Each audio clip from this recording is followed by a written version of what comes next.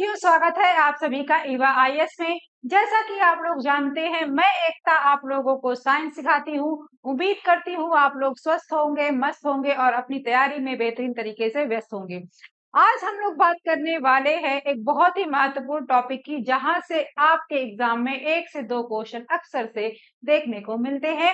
आज हम बात करने वाले हैं अपने शरीर के कंट्रोल और कोऑर्डिनेशन की। तो हमारा जो बॉडी होता है, उसको कंट्रोल और कोऑर्डिनेट करने के लिए 2 सिस्टम पाए जाते हैं। एक होता है हमारा नर्वस सिस्टम और दूसरा होता है एंडोक्राइन सिस्टम। जब हम बात करेंगे नर्वस सिस्टम की, तो जो हमारा नर्वस सिस्टम होता है, ये न्यूरॉन्स के थ्रू कंट्रोल और कोऑर्डिनेट करने का काम करता है। तो नर्वस सिस्टम जो होगा, ये न्यूरॉन यानी हमारी सेल्स जो है, इसके थ्रू कंट्रोल और कोऑर्डिनेशन करता है। जब हम बात करते हैं एंडोक्राइन सिस्टम की, तो ये कंट्रोल और कोऑर्डिनेशन के लिए केमिकल्स का यूज करता है। ठीक है, तो इन दोनों चीजों के बारे में हम लोग डिटेल में बात करने वाले हैं आज।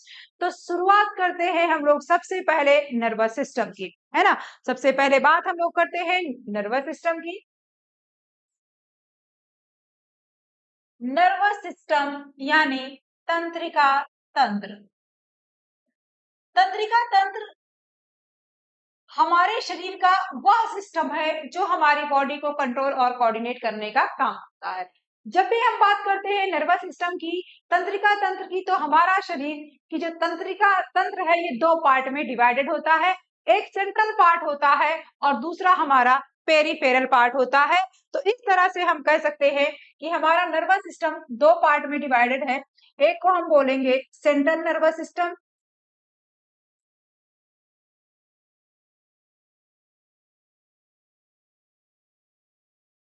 हिंदी में इसे बोलते हैं केंद्रीय तंत्रिका तंत्र।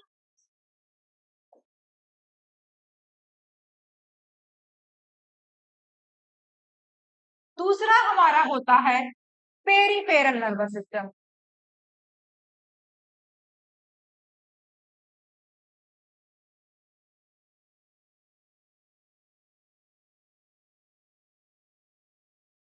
ठीक है, पेरिफेरल नर्वस सिस्टम जो होता है, इसको हम पीएनएस बोल सकते हैं। और जो हमारा सेंट्रल नर्वस सिस्टम है, इसे हम सीएनएस भी बोलते हैं। पेरिफेरल नर्वस सिस्टम को हम परिधीय तंत्रिका तंत्र के नाम से जानते हैं। अगर बात की जाए कि जो हमारा सेंट्रल नर्वस सिस्टम होता है, सेंट्रल नर्वस सिस्टम में हमारे शरीर का कौन सा हिस्सा आता है, तो याद रखेंगे, यहाँ पर आता है हमारा ब्रेन यानी मस्तिष्क, और दूसरा आता है हमारा स्पाइनल कॉर्ड यानी मेरुरज्जु। और अगर आप ध्यान दें, तो ब्रेन और स्पाइनल कॉर्ड ही हमारे बॉडी का सेंटर पार्ट ही होते हैं, है ना। ये क्या है, हमारा ब्रेन है, और ब्रेन कहाँ है, हमारे सेंटर पार्ट में स्थित है। और हमारा वर्टिब्रल कॉलम के अंदर ही हमारी क्या पाई जा रही है, स्पाइनल कॉर्ड, जो कि हमारे बैक साइड से सेंटर पार्ट में है ना। तो इस तरह से जो सेंट्रल नर्वस सिस्टम का ये फॉर्मेशन करते हैं। जब हम पेरिफेरल नर्वस सिस्टम में, तो याद रखेंगे इसमें क्या क्या चीजें आती हैं। इसमें आता है ऑल नर्व्स। ठीक है, हमारे शरीर की जितनी भी तंत्रिका कोशिकाएं हैं, वो इसमें आ जाती हैं ऑल नर्व फाइबर्स। ठीक है, सभी तंत्रिका रेशे आपके यहाँ पर आ जाएंगे। उसके अलावा यहाँ पर एक होता है हमारा एएनएस, जिसको हम ऑटोमेटिक नर्वस सिस्टम या ऑटोनोमस नर्वस सिस्टम के नाम से जानते हैं। ठीक है, जिसे हम स्वायत्त तंत्रिका तंत्र भी कहते हैं। दूसरा एक सिस्टम हमारा यहाँ पर जो देखने को मिलता है, ये एसएनएस होता है, जिसे हम सोमैटिक नर्वस सिस्टम के नाम से जानते हैं। और जो सोमैटिक नर्वस सिस्टम होता है, इसे हम कायिक तंत्रिका तंत्र कहते हैं। तो हमें डिटेल में सीएनएस और पीएनएस दोनों के बारे में बात करनी है। सबसे पहले हम बात करते हैं पीएनएस की। जब हम पीएनएस की बात करते हैं, तो आपको यहाँ पर नर्व दिखाई दे रही हैं। इन नर्व्स की अगर बात की जाए, तो जो हमारी नर्व्स होती है, वो 2 टाइप की होती है। किस तरह से 2 टाइप की होती है, फॉर एग्जाम्पल, अगर आपने किसी भी ऑब्जेक्ट को टच किया, मान लीजिए कोई बॉटल हमने टच किया है, मान लीजिए ये जो है हमारा एक लोहे की रॉड है और वो गर्म है, इसको जब भी हम टच करते हैं, तो हमारा हाथ अपने आप पीछे चला जाता है। तो जब भी आप किसी गर्म ऑब्जेक्ट को टच करते हो, तो आपका जब भी हाथ पीछे जाएगा, इस दौरान 2 प्रोसेस हुई है। एक तो हमने हाथ को टच किया, और हाथ को टच करने के बाद जब हमने हाथ हटाया वहां से, उसके पहले एक प्रोसेस हुई है और उस प्रोसेस में क्या हुआ है, हमारी जो नर्व फाइबर है, इन्होंने तंत्रिकाओं ने हमारे ब्रेन को एक संदेशा भेजा है। ठीक है, दूसरा जब हमने हाथ हटाया है तो उस दौरान क्या एक्शन हुआ है, हमारे ब्रेन का कमांड आया है और हमने हाथ को हटा दिया है। दो प्रोसेस हुई ना, एक हमने क्या किया है, तो यहाँ पर क्या होता है, जो हमारी नर्व्स होती हैं जिनकी हम लोग बात करते हैं, ये नर्व हमारी दो टाइप की होती है। एक होती है हमारी अपेरेंट नर्व और दूसरी होती है इपेरेंट नर्व, है ना। अपेरेंट नर्व और दूसरी हमारी होती है इपेरेंट नर्व। अपेरेंट और इपेरेंट नर्व में डिफरेंस क्या है, तो डिफरेंस बस इतना है कि जो हमारी अपेरेंट नर्व होती है, तो जब भी हमें चोट लगती है या कोई भी एक्शन होता है और वहां से जो है हमारे अफेक्टेड ऑर्गन से हमारे ब्रेन तक जो कमांड जाने का काम, ले जाने का काम करती है, वो अपेरेंट नर्व करती है। यानी ये संदेशे को कहां से भेजती है, भावित अंग से, प्रभावित अंग से ये संदेशा जाएगा हमारे सीएनएस में, सेंट्रल नर्वस सिस्टम में। इफेरेंट नर्व क्या करेगी, जो भी कमांड आएगा सीएनएस के द्वारा वो लेके आएगी हमारे भावित अंग तक, अफेक्टेड ऑर्गन तक। ठीक है, ये जो है काम होता है हमारी दोनों नर्व्स का। यानी आप इसको इस तरह से भी कह सकते हैं कि ये हमारा अफेक्टेड ऑर्गन है, ये यहाँ पर हमारा सीएनएस है ना, और सीएनएस ये है, और ये हमारी एक तरह से क्या हो जाएगी, पेरेंट नर्व हो जाएगी, जो कि हमारे अफेक्टेड ऑर्गन से को संदेश को लेकर के जा रही है सीएनएस तक। सीएनएस की कमांड को अफेक्टेड ऑर्गन तक वापस लाने का काम करती है कि पेरेंट नर्व करती है। इस तरह से ये दोनों जो हमारे, आप कह सकते हैं, नर्व जो होती है वो काम करती है। सोमैटिक नर्वस सिस्टम की बात करें तो सोमैटिक नर्वस सिस्टम में कायिक तंत्रिका तंत्र में हमारे हाथ और पैरों का हिस्सा आ जाता है ना। और उसके बाद हमारा जो होता है एक ऑटोमेटिक नर्वस सिस्टम, तो जो हमारा एएनएस होता है, एएनएस दो पार्ट में डिवाइडेड होता है। एक होता है हमारा सिंपैथेटिक और दूसरा होता है पैरासिम्पैथेटिक।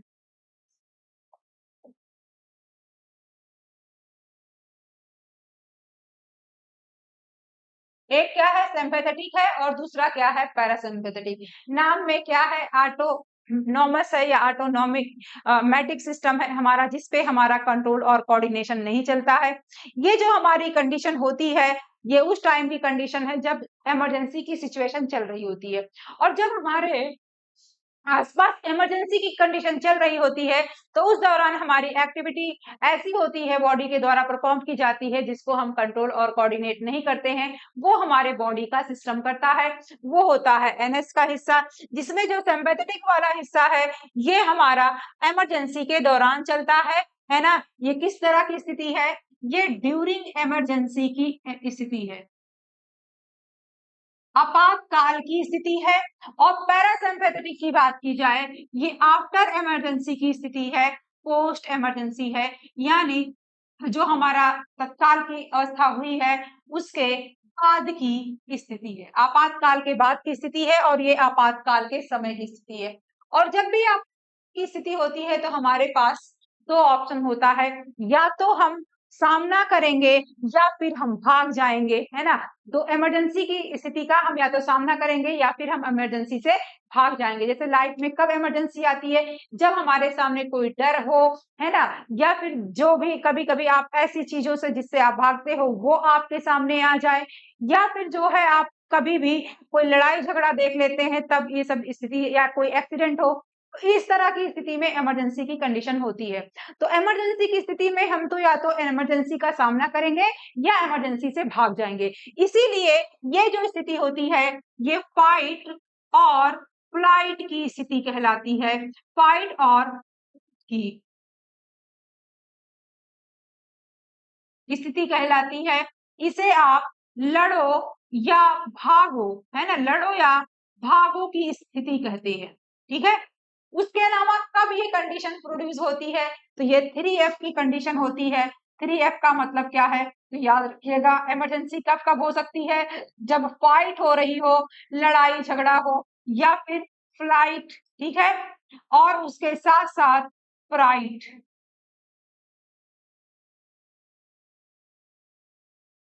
डर। ठीक है, फ्राइट का मतलब क्या है? डर। इन सब स्थितियों में क्या होता है, हमारी इमरजेंसी की कंडीशन होगी। और जब भी इमरजेंसी की सिचुएशन होती है तो वहां पर क्या क्या होता है, तो याद रखेंगे हमारा ब्लड प्रेशर क्या होता है, बढ़ जाता है। पल्स रेट जो है ये भी बढ़ जाती है। उसके बाद जब हम बात करते हैं स्वेटिंग की, तो स्वेटिंग भी बढ़ जाती है। लेकिन यहाँ पर घटता क्या है, तो याद रखिएगा सलाइवा फॉर्मेशन, लार का निर्माण जो है ये कम हो जाता है। इसीलिए आप देखते हैं जब भी किसी को की कोई चोरी पकड़ी जाती है, कोई गड़बड़ पकड़ी जाती है, तो आप देखेंगे वो पसीना पसीना होने लगता है। इसका मतलब क्या है, स्वेटिंग, बहुत घबराहट हो रही है, यानी ब्लड प्रेशर और पल्स रेट बढ़ चुका है। ठीक है, और उसको प्यास लगने लगती है। इसका मतलब क्या है, सलाइवा का फॉर्मेशन कम हो चुका है। ये होती है हमारी सिंपैथेटिक की कंडीशन। ठीक है, इसको हम हिंदी में अनुकंपी बोलते हैं और पैरासिम्पैथेटिक को हम परानुकंपी के नाम से जानते हैं। ये आफ्टर इमरजेंसी की कंडीशन होती है। और यहाँ पर जब भी इमरजेंसी खत्म हो जाती है तो हम कहते हैं चलो छोड़ो, जो हुआ सो हुआ, चलो अब रेस्ट करते हैं और आराम से खाते पीते हैं। तो ये होती है रेस्ट एंड डाइजेस्ट की स्थिति। ये रेस्ट और डाइजेस्ट की स्थिति है, खाओ पियो मौज करो की स्थिति होती है। ये जब सिचुएशन चलती है तो उस दौरान जो जो चीजें हमारी बढ़ी थी वो घट जाएगी, यानी जो लार का निर्माण है वो कम हो गया था, ये बढ़ जाएगा, और जो बढ़ा था वो घट जाएगा। ब्लड प्रेशर जो है अब ये कम हो जाएगा, पल्स रेट भी जो है कम हो जाएगी, और उसके साथ साथ जो पसीना आ रहा था वो भी आना अब कम हो जाएगा। तो यहाँ जो चीजें घटी थी वो बढ़ गई और जो बढ़ी थी वो घट गई। और याद रखिएगा बहुत ज्यादा एक्सेस में नहीं बढ़ती हैं, उतनी ही बढ़ती हैं जितने की नॉर्मल की स्थिति होती है। ब्लड प्रेशर नॉर्मल कितना होता है, तो याद रखेंगे 120/80 mmHg, ये हमारा ब्लड प्रेशर होता है। तो इस तरह से जो है हमने बात करी एएनएस की। ये टोटल जो है हमारे पीएनएस का हिस्सा था, परिधीय तंत्रिका तंत्र का हिस्सा था। परिधीय तंत्रिका के बाद जो है हम लोग बात करेंगे केंद्रीय तंत्रिका तंत्र की। और केंद्रीय तंत्रिका तंत्र में क्या चीजें आती हैं, तो याद रखेंगे यहाँ पर आता है हमारा ब्रेन और स्पाइनल कॉर्ड। तो हमारा ब्रेन और स्पाइनल कॉर्ड जो होता है ये हिस्सा होता है हमारे तंत्रिका तंत्र का। और कौन से तंत्रिका तंत्र का, तो याद रखेंगे सीएनएस यानी केंद्रीय तंत्रिका तंत्र का हिस्सा है। अब अगर आपसे बात की जाए जो हमारा नर्वस सिस्टम है ये किस चीज से मिलकर बना है, तो याद रखेंगे हमारा जो नर्वस सिस्टम है वो मिल करके बना हुआ है न्यूरॉन से, जिसे आप तंत्रिका कोशिकाओं के नाम से भी जानते हैं। न्यूरॉन जो होती है ये हमारे शरीर की सबसे लॉन्गेस्ट सेल होती है, यानी सबसे लंबी सेल होती है। कभी कभी इसकी लंबाई मीटर्स में हो जाती है। ठीक है, याद रखेंगे लॉन्गेस्ट सेल है, लार्जेस्ट नहीं है। लार्जेस्ट सेल होती है फीमेल ओवम। ठीक है, अब हम न्यूरॉन का स्ट्रक्चर देखते हैं कि हमारा न्यूरॉन वास्तव में दिखता कैसे है। ये आप देख पा रहे हैं न्यूरॉन का स्ट्रक्चर है। हमारा जो न्यूरॉन है इसमें आप जो ये स्ट्रक्चर देख रहे हैं जिसमें आपको लग रहा है कुछ स्टेम सी निकली हुई, जिसको हम डेंड्राइटिस बोलते हैं। ये वाला हिस्सा जो है सेल बॉडी या फिर सोमा कहलाता है। बीच में यहाँ पर आपको केंद्रक दिखाई दे रहा है, और ये यहाँ से यहाँ तक आपको एक लाइन दिख रही है जिसको हम बोलते हैं एक्सॉन। ठीक है, एक्सॉन्स के ऊपर जो है आपको यहाँ पर श्वान सेल नजर आ रही हैं, और श्वान सेल्स जो है ये फॉर्मेशन करती है किसका, माइलिन शीट का, जो कि इसके बाहर आपको कवरिंग दिखाई दे रही है। उसके अलावा एक श्वान सेल से दूसरे श्वान सेल के बीच की जो सॉरी एक माइलिन शीट से दूसरे माइलिन शीट के बीच का जो डिफरेंस है ये कहलाता है नोड ऑफ रेनवियर। जहां पर हमारा एक्सॉन खत्म होता है इसको हम बोलते हैं एक्सॉन टर्मिनल। अब जो ये हमारा न्यूरॉन है इस न्यूरॉन में कौन सा बॉडी के पोर्शन क्या काम करता है, तो याद रखेंगे ये डेंड्राइटिस है। जब भी हमारे बॉडी में कोई भी एक्शन होना होता है तो अब कोई एक सेल तो है नहीं, न्यूरॉन की कई ढेर सारी सेल्स हैं, लेकिन सभी सेल्स में एक साथ संदेशा नहीं पहुंचता है। तो सबसे पहले डेंड्राइटिस जो है संदेशा लेके आता है सेल बॉडी की ओर, फिर जो है यहाँ से एक्सॉन इसको दूर लेकर के जाता है और ये जहां पर ये हमारा एक्सॉन टर्मिनल है, यहीं से हमारी दूसरी सेल की डेंड्राइटिस लगी हुई होती है। तो डेंड्राइटिस जो है ये क्या करता है, जो भी हमारी संवेदनाएं होती हैं, जो भी हमारे इंपल्सेस होते हैं, उनको लेकर के कहाँ आता है, हमारे सोमा की ओर आता है ना। डेंड्राइटिस सोमा की ओर इंपल्सेस को लेकर के आएगा और इसके इंपल्स को उसके बाद ये जो एक्सॉन होगा ये सेल बॉडी से दूर लेके जाएगा, लेकिन सेल बॉडी से दूर एक नई कोशिका में लेके जाएगा। ठीक है, इस तरह से हमारा जो न्यूरॉन होता है वो इंपल्सेस को कन्वे करने का काम करता है। और एक बात यहाँ पर ये और भी याद रखनी है, यहाँ पर नो रीजनरेशन की पावर होती है, यानी यहाँ पर पुनर्जनन की क्षमता नहीं होती है। अगर न्यूरॉन में किसी भी प्रकार का कोई डैमेज हो जाता है तो रिकवरी बहुत ही मुश्किल होती है ना। होती क्या मुश्किल क्या होती है, हो ही नहीं पाती है, इसीलिए आप लोगों को हेलमेट और सीट बेल्ट पहनने को बोला जाता है। ठीक है, ये बात हो गई हमारे न्यूरॉन के स्ट्रक्चर की। न्यूरॉन के स्ट्रक्चर के बाद जो है अब हम लोग बात करते हैं अपने ब्रेन की। ठीक है, और हम ब्रेन की अगर बात करें तो हमारा जो ब्रेन होता है वो 3 पार्ट में डिवाइडेड होता है।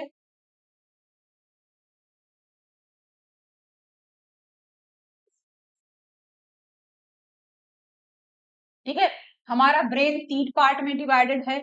एक है फोर ब्रेन, अग्र मस्तिष्क, दूसरा है मिड ब्रेन,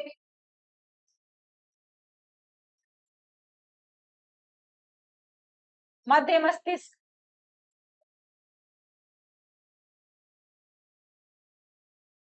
और थर्ड पार्ट है हमारा हाइंड ब्रेन,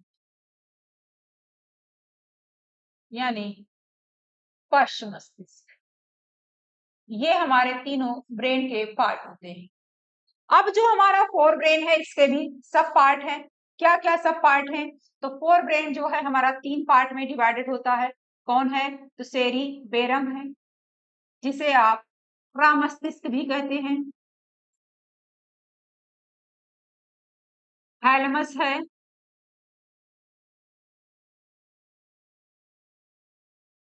और हाइपोथैलेमस।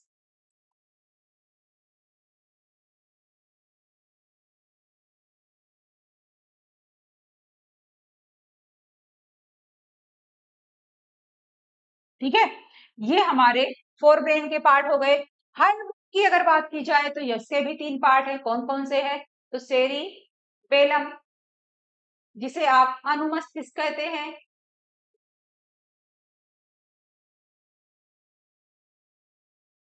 मेडुला ऑब्लिगेंटा है ना, मेडुला ऑब्लिगेंटा, जिसे आप मज्जा कहते हैं। ठीक है, और कोन्स। ये 3 पार्ट होते हैं हमारे हाइंड ब्रेन के। तो ब्रेन 3 पार्ट में डिवाइड है। फोर ब्रेन जो हमारे ब्रेन का सबसे आगे वाला हिस्सा होता है, फिर है मिड ब्रेन और फिर है हाइंड ब्रेन। फोर ब्रेन जो होता है इसके हमारे कई पार्ट हैं। ठीक है, यहाँ पर हम पहले स्ट्रक्चर देख लेंगे फोर ब्रेन का या ओवरऑल ब्रेन का। ये हमारा जो ब्रेन है, इस ब्रेन का ये हमारा स्ट्रक्चर है, जिसमें आपको डिफरेंट डिफरेंट पार्ट दिखाई दे रहे हैं, है ना। ये पार्ट जो है आपका क्या है, सेरिबेरम है। ठीक है, फिर यहाँ पर ये हमें थैलेमस है। ठीक है, और ये वाला पोर्शन क्या है, हाइपोथैलेमस है। उसके अलावा यहाँ पर ये क्या है, हमारा पोन्स है। ठीक है, और ये हमारा मेडुला है। ठीक है, और ये वाला पोर्शन हमारा सेरिबेलम है। तो इस तरह से जो है हमारा जो ब्रेन है वो 3 पार्ट में डिवाइड है। सबसे पहले अगर हम बात करें फोर ब्रेन की, तो फोर ब्रेन जो होता है ये हमारे ब्रेन का सबसे लार्जेस्ट पार्ट है। फोर ब्रेन क्या है, largest part of the brain है। और हमारा फोर ब्रेन 2 हेवी स्फीयर्स में डिवाइड होता है। एक आधा हिस्सा आप ये देख रहे हैं और दूसरा ठीक इसका ही आधा और हाफ साइड और होता है, मतलब हाफ लेफ्ट में और हाफ राइट में। इस तरह से जैसे हमारा अखरोट होता है 2 पार्ट में डिवाइड होता है, वैसे ही हमारा 2 हेमिस्फीयर है। हाफ हेमिस्फीयर इधर है और एक हेमिस्फीयर इधर है और एक हेमिस्फीयर इधर है, और ये दोनों जाकर के हम मिल करके हमारे पूरे ब्रेन का पार्ट बना रहे हैं। स्पेशली जो हमारा सेरिबेरम पार्ट है उसको बनाने का काम कर रहे हैं। अब ये जो हमारा सेरिबेरम पार्ट होता है ये हमारे ब्रेन का फोर ब्रेन का हिस्सा होता है और सबसे largest part of the brain होता है। हमारा जो ब्रेन है इसके बाहर एक हल्की सी लेयर पाई जाती है जो कि हमारे ब्रेन को कनेक्ट करने का काम करती है, जिसका नाम होता है क्रेनियल मेनिंजिस। क्रेनियल मेनिंजिस जो होती है ये हमारे ब्रेन को प्रोटेक्ट करने का काम करती है। फोर ब्रेन के तीन हिस्से हैं, सेरिब्रम, प्रमस्तिष्क, उसके अलावा हाइपोथैलेमस और थैलेमस। जिसमें से अगर बात की जाए सेरिब्रम की, तो सेरिब्रम जो होता है ये हमारे ब्रेन का सबसे लार्जेस्ट पार्ट होता है और जिसकी वजह से हमारा जो मस्तिष्क है उसका जो फोर ब्रेन वाला हिस्सा है ये सबसे लार्जेस्ट पार्ट बन जाता है। जो हमारा सेरिब्रम है ये दो हेमिस्फेयर्स में डिवाइड होता है और इसके दोनों हेमिस्फेयर नीचे से आकर के अटैच होते हैं और जो ये अटैचमेंट होता है ये कार्पस कोलोसम कहलाता है। ये आप देख पा रहे हैं, ये वाला हिस्सा जो है ये क्या है, कॉर्पस कोलोसम का है, जो कि हमारे दोनों हेमिस्फेयर्स को जोड़ने का काम करता है। जो हमारा सेरिब्रम होता है इसका क्या फंक्शन होता है, तो याद रखेंगे सेरिब्रम जो है इसके पास जो है होती है हमारी मेमोरी। ठीक है, हमारी मेमोरी कहाँ पर होती है, वो होती है याददाश्त जो होती है वो सेरिब्रम के पास होती है। उसके अलावा हमारी जो लर्निंग पावर होती है, सीखने की जो क्षमता होती है, वो भी जो है हमारा सेरिब्रम ही कंट्रोल करता है, लर्निंग। ठीक है, और उसके अलावा बात की जाए रीजनिंग की, तर्क शक्ति की, है ना, रीजनिंग यानी तर्क शक्ति जो होती है वो भी इसके द्वारा रेगुलेट की जाती है। उसके अलावा बातचीत, हमें क्या किसी से कम्युनिकेशन करना है, वो भी जो है सेरिब्रम के द्वारा ही रेगुलेट किया जाता है। और डिसीजन मेकिंग, किसी भी चीज के लिए हमें क्या करना है, कोई भी क्या निर्णय लेना है, निर्णय लेने की क्षमता भी किसके पास होती है, हमारे सेरिब्रम के पास ही होती है। तो एग्जाम में आपसे सेरिब्रम का फंक्शन पूछता है जो कि याद रखना बहुत ही जरूरी है। ये है हमारा सेरिब्रम का पार्ट। सेरिब्रम के बाद जो है अब हम लोग बात करते हैं हमारा थैलेमस की। तो थैलेमस की अगर बात की जाए, थैलेमस क्या काम करेगा, तो याद रखेंगे थैलेमस को हम बोलते हैं रिले सेंटर। ये क्या है, रिले सेंटर या फिर gate keeper of the body. अब इसको रिले सेंटर या gate keeper of the body क्यों कहते हैं, क्योंकि ये बाहरी वातावरण से सामंजस्य स्थापित करने का काम करता है। ये हमें बताता है कि देखो बहुत ज्यादा गर्मी हो रही है, स्वेटर मत पहनो। ये हमें बताता है कि ठंड शुरू हो गई है, स्वेटर पहनना शुरू कर दो। तो हमारे आसपास का जो वातावरण है, एटमॉस्फेयर है, उसके साथ सामंजस्य स्थापित करने का काम करता है थैलेमस। तो ये वातावरण से सामंजस्य स्थापित करने का काम करता है।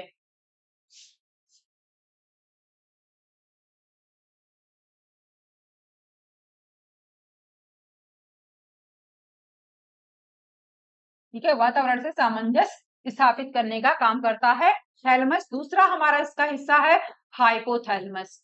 हाइपोथैलेमस की अगर बात की जाए, तो हाइपोथैलेमस हमारे ब्रेन का वह हिस्सा है जो कि हमारे बॉडी के टेम्परेचर को मेंटेन करने का काम करता है और हमारे बॉडी का टेम्परेचर होता है 37 डिग्री सेल्सियस या फिर आप इसको 98.6 फ़ारेनहाइट जानते हैं। ठीक है, हाइपोथैलेमस क्या है, थर्मोस्टेट ऑफ द बॉडी है। और थर्मोस्टेट ऑफ द बॉडी क्यों है, क्योंकि ये हमारे शरीर का तापमान नियंत्रित कर रहा है। ये हमारी भूख को, है ना, भूख प्यास को नियंत्रित करने का काम करता है हाइपोथैलेमस। उसके अलावा ये हमारी संवेदनाओं को भी करता है नियंत्रित। और संवेदनाएं क्या होती है, इमोशंस क्या होते हैं, संवेदनाएं हमारी होती है खुशी, है ना, हमें बहुत ज्यादा खुशी महसूस हो रहा है, गम महसूस हो रहा है, हम बहुत ज्यादा उत्साह में हैं, बहुत ज्यादा मोटिवेटेड फील कर रहे हैं, बहुत ज्यादा दुखी है। ये सब कौन कंट्रोल कर रहा है, हाइपोथैलेमस कर रहा है। उसके अलावा ये सेक्सुअल बिहेवियर को भी रेगुलेट करने का काम करता है। जो भी लैंगिक बिहेवियर होते हैं उनको रेगुलेट करने का काम करता है हमारा हाइपोथैलेमस। तो ये जो है बातें किसकी थी, ये बातें थी हमारे कुल मिलाकर के फोर ब्रेन की। फोर ब्रेन के बाद जो है अब हम लोग बात करते हैं मिड ब्रेन की। मिड ब्रेन की अगर बात की जाए हमसे, तो जो हमारा मध्य मस्तिष्क होता है मिड ब्रेन होता है। मिड ब्रेन हमारा जो ऑडिटोरी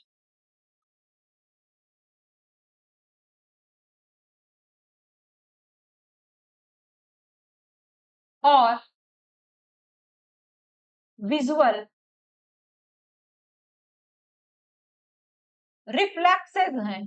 ठीक है, उनको ये रेगुलेट करने का काम करता है। तो मिड ब्रेन का काम क्या है, जो भी हमारे ऑडिटोरी का मतलब क्या है, सुनने, और विजुअल यानी देखने से जो रिलेटेड जो भी हमारे रिफ्लेक्सेस हैं उनको रेगुलेट करने का काम कौन करेगा, मिड ब्रेन करेगा। मिड ब्रेन के बाद जो है अब हम लोग बात करते हैं हाइंड ब्रेन की। और हाइंड ब्रेन की अगर आपसे बात की जाए तो ये हमारा हाइंड ब्रेन जो होता है ये बहुत ही इंपॉर्टेंट हिस्सा होता है, जिसे हम पश्च मस्तिष्क के नाम से जानते हैं। हमारा हाइंड ब्रेन जो होता है वो 3 पार्ट में डिवाइडेड होता है, सेरिबेलम, मेडुला और पोन्स। सेरिबेलम की अगर बात की जाए कि सेरिबेलम काम क्या करता है, तो सेरिबेलम देखिएगा बहुत ही काम की चीज है, जिसके को हम क्या बोलते हैं, अनुमस्तिष्क के नाम से जानते हैं। ठीक है,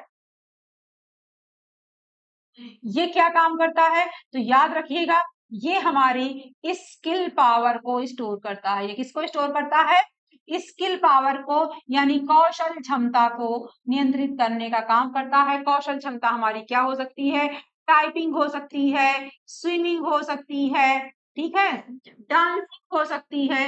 ये सब हमारी क्या है, कौशल क्षमता है, जो कि हमारे सेरिबेलम के द्वारा रेगुलेट की जाती है। ठीक है, और उसके अलावा जो भी हमारी रैपिड मस्कुलर एक्टिविटीज होती है ना, वो भी रैपिड मस्कुलर एक्टिविटीज का मतलब क्या है, टाइपिंग अगर आप कर रहे हो तो उस दौरान भी आपकी मसल्स जो है बहुत ही फास्ट मूव कर रही हैं, तो उसको भी ये रेगुलेट करने का काम करता है हमारा सेरिबेलम। सेरिबेलम के बाद जो है हमारा नेक्स्ट पार्ट है मेडुला। मेडुला की अगर बात की जाए, मेडुला काम क्या करता है, तो ये हमारे इनवॉलेंटरी एक्शंस को रेगुलेट करने का काम करता है। जैसे रेस्पिरेशन को, श्वसन को ये रेगुलेट करता है, यूरिनेशन को, है ना, मूत्र त्याग करने को ये रेगुलेट करने का काम करता है। उसके अलावा अगर आपसे यहाँ पर बात की जाए वॉमिटिंग, उल्टी करना, है ना, बहुत बार एग्जाम में पूछता है कि वॉमिटिंग यानी उल्टी करना किसके द्वारा रेगुलेट किया जाता है, मेडुला के द्वारा किया जाता है। छींकना, है ना, स्नीजिंग, स्नीजिंग यानी छींकना, खांसना, ठीक है, ये सारी चीजें जो है हमारे मेडुला के द्वारा रेगुलेट की जा रही है। या और उसके अलावा सलाइवा का फॉर्मेशन, हमारी सलाइवरी ग्लैंड जो है ये सलाइवा का जो फॉर्मेशन कर रही है, ये भी इसके द्वारा रेगुलेट किया जा रहा है। हमारा जो गैस्ट्रिक जूस है, जठर रस का निर्माण जो होता है वो हमारे स्टमक में होता है, उसको भी ये रेगुलेट करने का काम करता है। तो कुल मिलाकर कह सकते हैं हमारे इनवॉलेंटरी एक्शंस को रेगुलेट करने का काम करता है। अब हम बात करते हैं फोन्स की। कोन्स क्या काम करता है, तो याद रखेंगे कोन्स कोऑर्डिनेट कराता है सेरिबेरम और सेरिबेलम को। ठीक है, तो कोऑर्डिनेट कराता है बिटवीन सेरिबेरम एंड सेरिबेलम। ठीक है, यानी अनुमस्तिष्क और प्रमस्तिष्क के बीच में कोऑर्डिनेशन कराने का काम करता है। तो ये था हमारा हिंड ब्रेन का पोर्शन। कुल मिलाकर के कहें ओवरऑल हमारा ब्रेन। ठीक है, इसी के साथ जो हमारा नर्वस सिस्टम वाला पोर्शन है वो खत्म होता है। अब हम लोग बात करते हैं एंडोक्राइन सिस्टम की। ठीक है, हम बात किसकी करने वाले हैं, एंडोक्राइन सिस्टम की। सबसे पहली बात अगर बात की जाए, जो हमारा एंडोक्राइन सिस्टम होता है इसको हम बोलते हैं अंतःस्रावी ग्रंथि।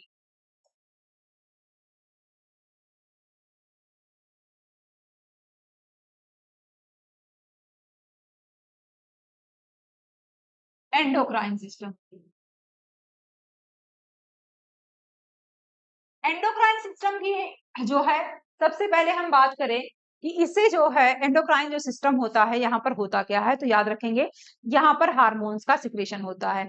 और हार्मोन्स का देखो सिक्रेशन के लिए हमारी बॉडी में पाई क्या जाती है, ग्लैंड्स पाई जाती हैं, ग्रंथियां पाई जाती हैं।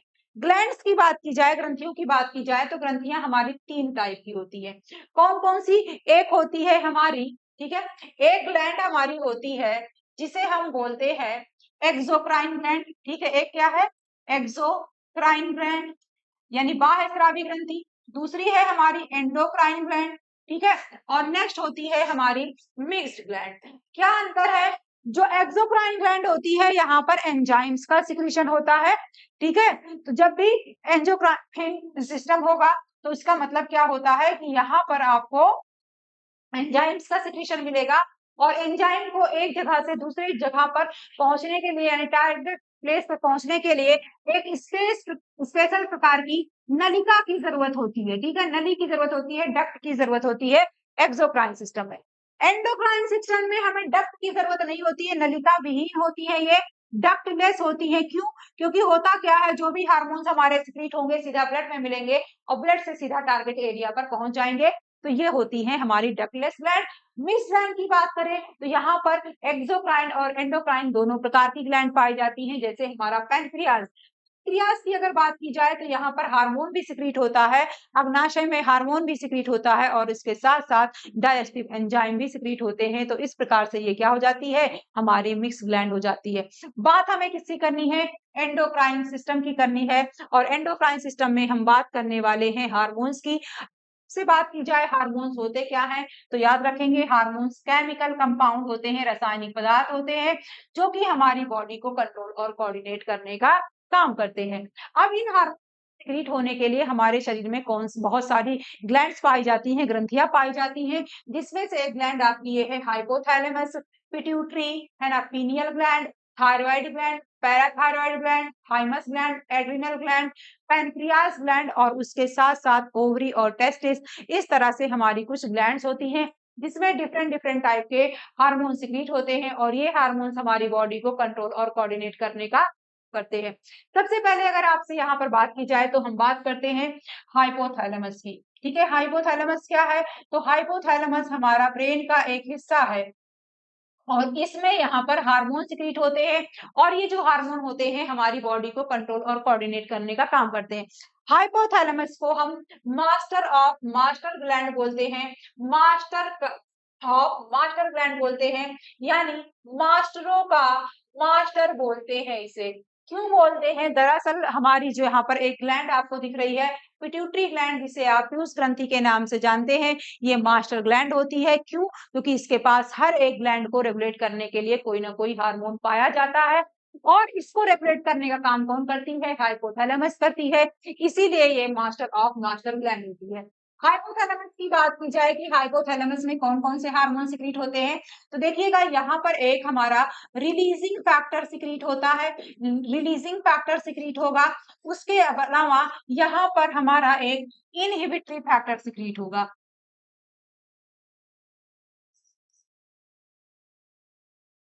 ठीक है, रिलीजिंग फैक्टर का काम क्या है, तो रिलीजिंग फैक्टर का काम है पीयूष ग्रंथि के जो भी हार्मोन है उनको अधिक मात्रा में सिक्रीट करना है ना, ज्यादा से ज्यादा अमाउंट में पिट्यूटरी ग्लैंड के हार्मोन सिक्रीट हो, ये काम है रिलीजिंग फैक्टर का। इनहिबिटरी फैक्टर का काम क्या है, जो भी पीयूष ग्रंथि के द्वारा कहीं एक्सेस अमाउंट में हार्मोन ना सिक्रीट हो जाए तो उसको सप्रेस करना या उसके अमाउंट को कम करना, ये होता है हमारे इनहिबिटरी फैक्टर का काम। उसके अलावा यहाँ पर एक हार्मोन और सिक्रीट होता है जिसका नाम होता है वैसोप्रेसिन। ठीक है, नाम क्या है, वैसोप्रेसिन है।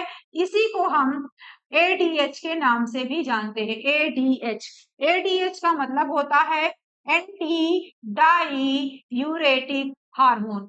दरअसल इसको एंटी डाई यूरेटिक हार्मोन क्यों बोलते हैं, क्योंकि ये काम क्या करता है, जब भी हम यूरिन को सिक्रीट करते हैं तो यूरिन को रिलीज करते हैं, तो यूरिन को रिलीज करने के दौरान एक्सेस वाटर लॉस ना हो, ये काम करता है वैसोप्रेसिन का। नेक्स्ट यहाँ पर एक हार्मोन होता है ऑक्सीटोसिन। ऑक्सीटोसिन की अगर बात की जाए तो ऑक्सीटोसिन जो है ये जो है प्रेगनेंसी को सपोर्ट करता है और मिल्क सिक्रीशन में हेल्प करता है। इसको हम सोशल बॉन्डिंग हार्मोन या लव हार्मोन के नाम से जानते हैं। यानी अगर ये हार्मोन बढ़िया से सिक्रीट होगा तो आपकी सोशल बॉन्डिंग बड़ी अच्छी होगी, लोगों के साथ सामाजिक रिश्ते बड़े अच्छे होंगे। अगर ये हार्मोन सिक्रीट नहीं होता है तो रिलेशनशिप में बहुत ही समस्याएं होती है ना।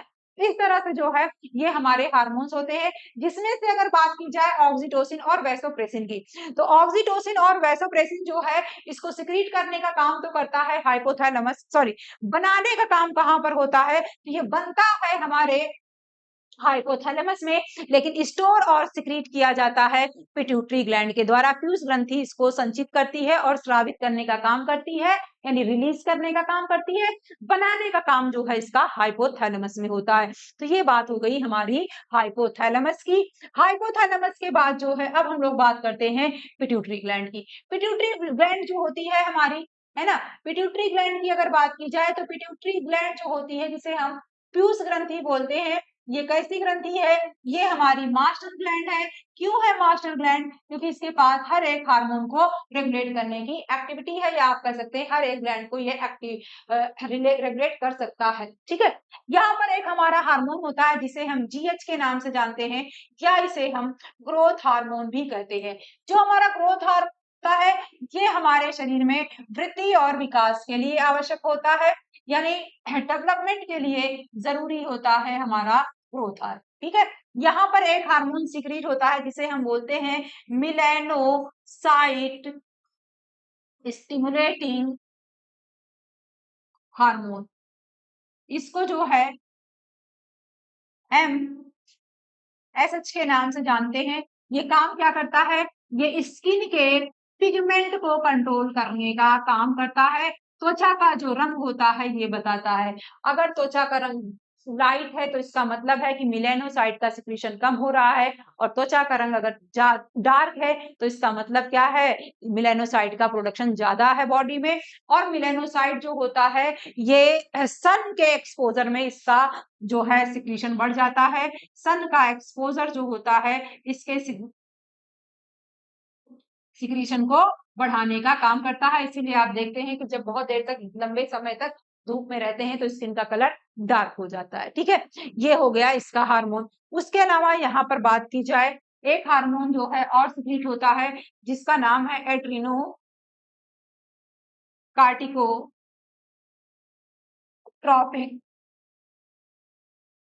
हार्मोन।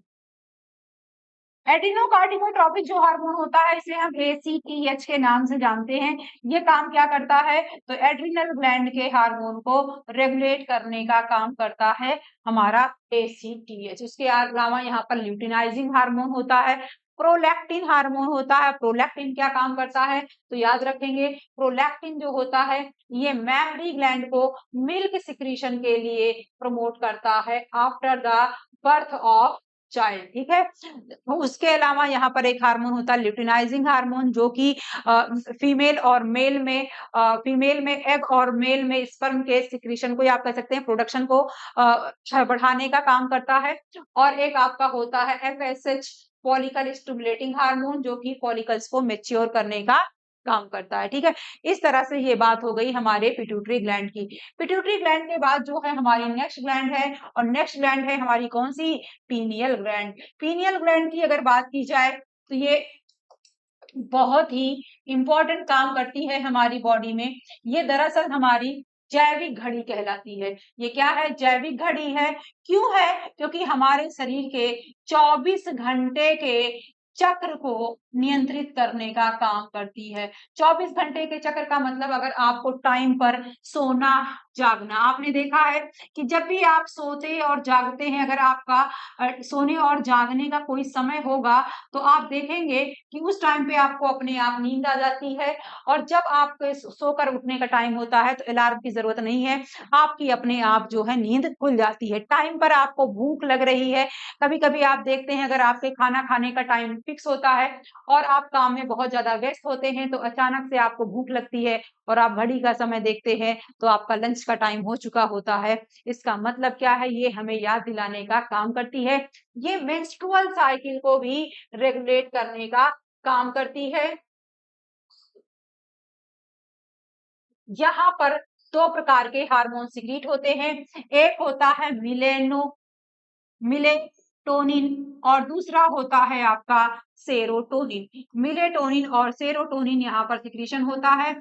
मिलेटोनिन की बात की जाए तो ये डार्क में यानी अंधेरे में प्रोड्यूस होता है, और जो हमारा सेरोटोनिन होता है ये लाइट में यानी प्रकाश में सिक्रीट होता है। इसीलिए रात में सोते हैं तो लाइट बंद करके सोना चाहिए, ताकि अंधेरे में मिलेटोनिन का सिक्रीशन हो सके। ठीक है, तो इस तरह से ये हमारी पीनियल ग्लैंड हमारे शरीर पर एक्ट करती है। पीनियल ग्लैंड के बाद जो है हम लोग बात करते हैं, एक हमारी ग्लैंड है जिसका नाम होता है थायराइड ग्लैंड। थायराइड ग्लैंड की अगर बात की जाए तो जो थायराइड ग्लैंड होती है हमारी, ये हमारे गले पर पाई जाती है। ये आप देख पा रहे हैं, ये क्या है?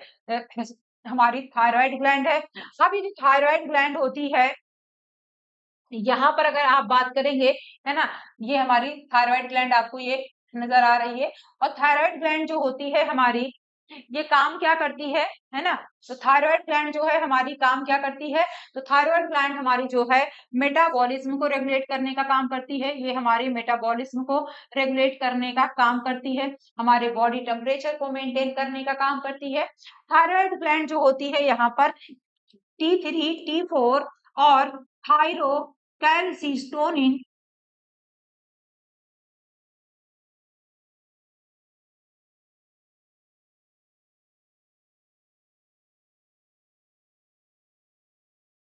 हार्मोन सिक्रीट होता है।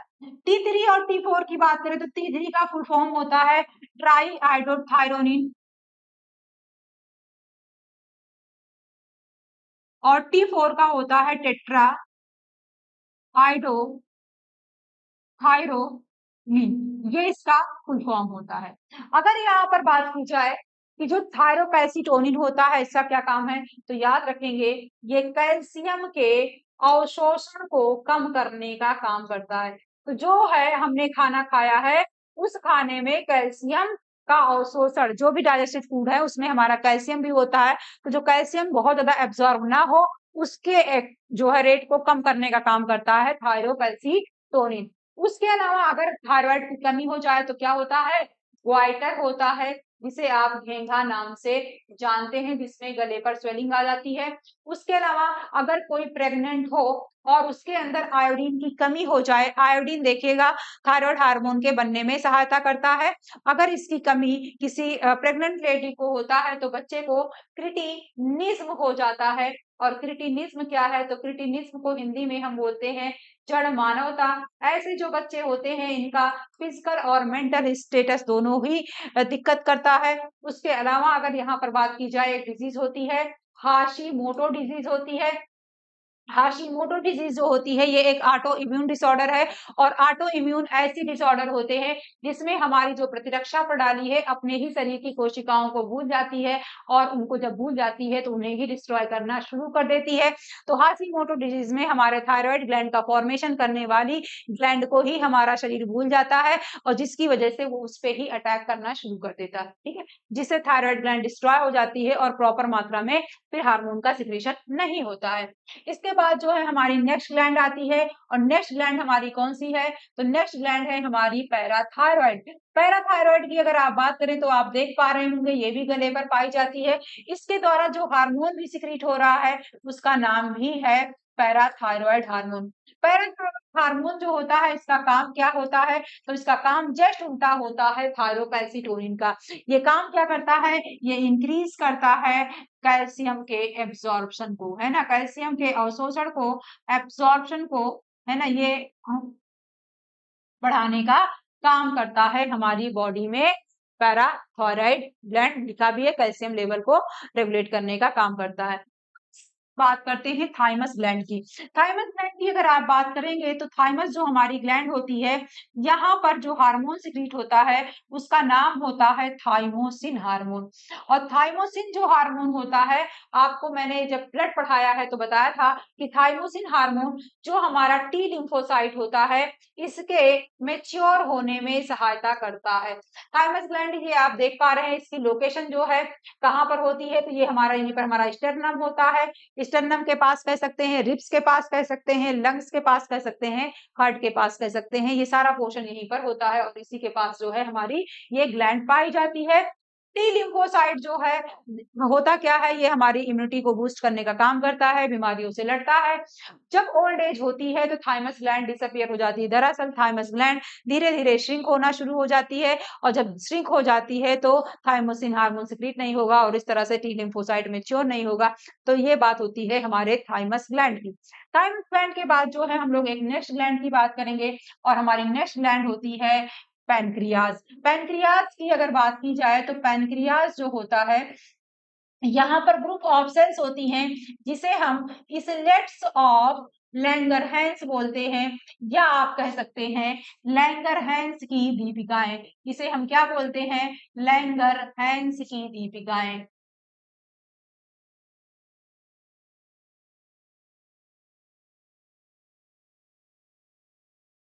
लैंगरहैंस की जो हमारी दीपिकाएं होती हैं, ये ग्रुप ऑफ सेल्स होती है और कितनी सेल्स का ग्रुप होती है, तो याद रखेंगे यहाँ पर अल्फा सेल, बीटा सेल और डेल्टा सेल, तीन तरह की सेल्स होती है यहाँ पर।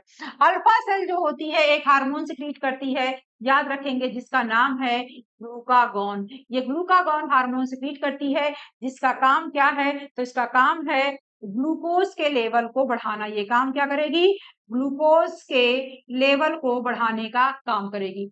बीटा सेल की अगर बात की जाए तो ये सिक्रीट करती है इंसुलिन हार्मोन, और इंसुलिन का काम क्या है, ग्लूकोज के लेवल को कम करना। डेल्टा सेल की अगर बात की जाए तो ये काम क्या करती है, तो ये सिक्रीट करती है सोमैटोस्टैटिन, एक हार्मोन होता है। और सोमैटोस्टैटिन क्या है, तो याद रखेंगे ये एक प्रकार का निगेटिव रेगुलेटर होता है, या आप कहते हैं ऋणात्मक नियामक होता है। ये ग्लूकागॉन और इंसुलिन को बहुत ज्यादा काम करने से रोकता है, यानी बहुत ज्यादा इनका सिक्रेशन को रोकता है। कहीं ऐसा तो नहीं है कि ग्लूकोज का अमाउंट ग्लूकागॉन बहुत ज्यादा बढ़ा दे या इंसुलिन ग्लूकोज के लेवल को बहुत ज्यादा कम कर दे। इसको जो ऑब्जर्व करना काम है ये होता है सोमैटोस्टैटिन का। तो इन दोनों के बहुत ज्यादा इफेक्ट ना हो उसको रोकने का काम करता है सोमैटोस्टैटिन, इसीलिए ये क्या कहलाता है, निगेटिव रेगुलेटर कहलाता है। ठीक है, नेक्स्ट जो हमारी यहाँ पर आपको ग्लैंड देखने को मिल रही है वो है हमारी एड्रिनल ग्लैंड। और एड्रिनल ग्लैंड की अगर बात की जाए तो जो हमारी एड्रिनल ग्लैंड होती है, यहाँ पर इसमें ये हमारी ट्रायंगुलर शेप बोन होती है, सॉरी ग्लैंड होती है, जिसमें एक इनर का हिस्सा होता है, एक आउटर होता है। आउटर हिस्से पे कॉर्टेक्स होता है और अंदर वाला जो हिस्सा होता है मेडुला होता है। कॉर्टेक्स और मेडुला दोनों के अपने अपने हार्मोन होते हैं। ठीक है, जब हम बात करते हैं कॉर्टेक्स की, तो यहाँ पर जो है कॉर्टेक्स से जो एक हार्मोन सिक्रीट होता है, जिसका नाम होता है ग्लूकोकॉर्टिकॉइड। ग्लूकोकॉर्टिकॉइड का काम क्या है, तो याद रखेंगे, जो ग्लूकोकॉर्टिकॉइड है ये ग्लूकोज के लेवल को मेंटेन करता है। तो ग्लूकोज का लेवल मेंटेन रहे, ये काम किसका है, ये काम होता है ग्लूकोकॉर्टिकॉइड का।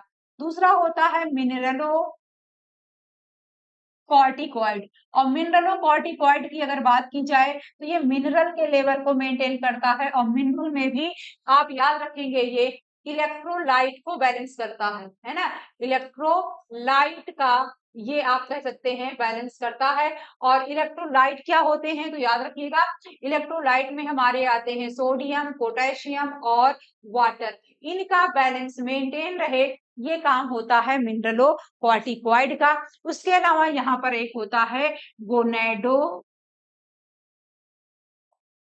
कॉर्टिकॉइड।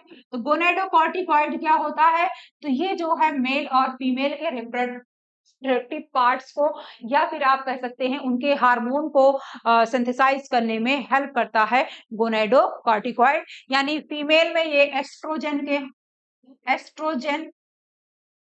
फीमेल में, ठीक है, और एंड्रोजन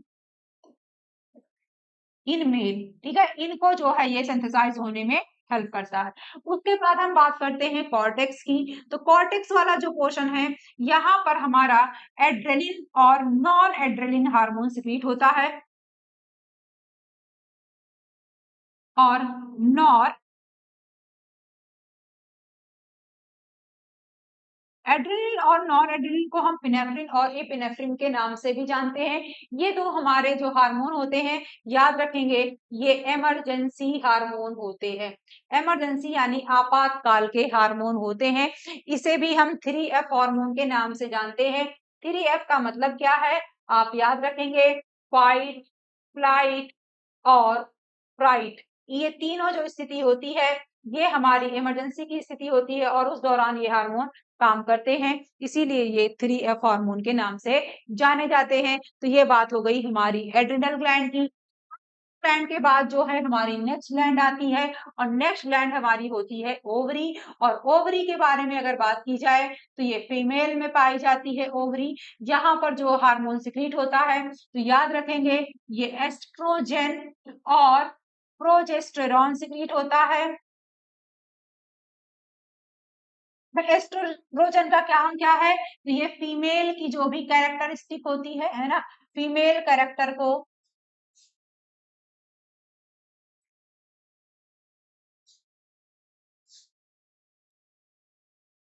कैरेक्टरिस्टिक्स को रेगुलेट करने का काम करता है, ठीक है, फीमेल कैरेक्टरिस्टिक्स को। प्रोजेस्टेरॉन की अगर बात की जाए तो प्रोजेस्टेरॉन जो होता है ये सपोर्ट करता है प्रेगनेंसी को, ठीक है, ये सपोर्ट करता है प्रेगनेंसी को, गर्भावस्था को प्रमोट करने का काम करता है। उसके बाद जब आपसे बात की जाए हमारी नेक्स्ट ग्लैंड की, तो नेक्स्ट ग्लैंड हमारी होती है टेस्टिस, जो कि ये मेल में पाई जाती है और ये टेस्टोस्टेरोन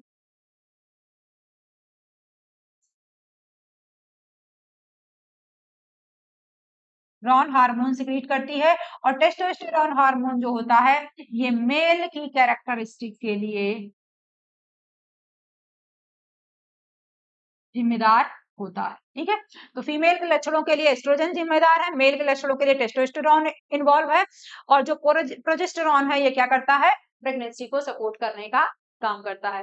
तो इस तरह से था ये हमारा एंडोक्राइन सिस्टम। तो कुल मिलाकर के हमारे बॉडी का कंट्रोल और कोऑर्डिनेशन दो सिस्टम के द्वारा हो रहा है, एक नर्वस सिस्टम और दूसरा एंडोक्राइन सिस्टम। आज की क्लास में हमने दोनों टॉपिक डिस्कस किया है, याद रखिएगा ये आपके एग्जाम से बहुत ही महत्वपूर्ण टॉपिक है, यहाँ से आपको 2 क्वेश्चन पक्का ही मिलने वाले हैं। तो इसको बढ़िया तरीके से रिवाइज करिएगा और वीडियो को लाइक और शेयर करिएगा ताकि ज्यादा से ज्यादा लोगों तक हमारी जानकारी पहुंच सके। तो उम्मीद करते हैं आपको ये क्लास बहुत ज्यादा पसंद आई होगी, तो उसको चैनल को सब्सक्राइब कर लीजिएगा, वीडियो को लाइक और शेयर कर लीजिएगा। और आज के लिए इतना ही रखेंगे, बाकी की बातें करेंगे हम लोग नेक्स्ट क्लास में।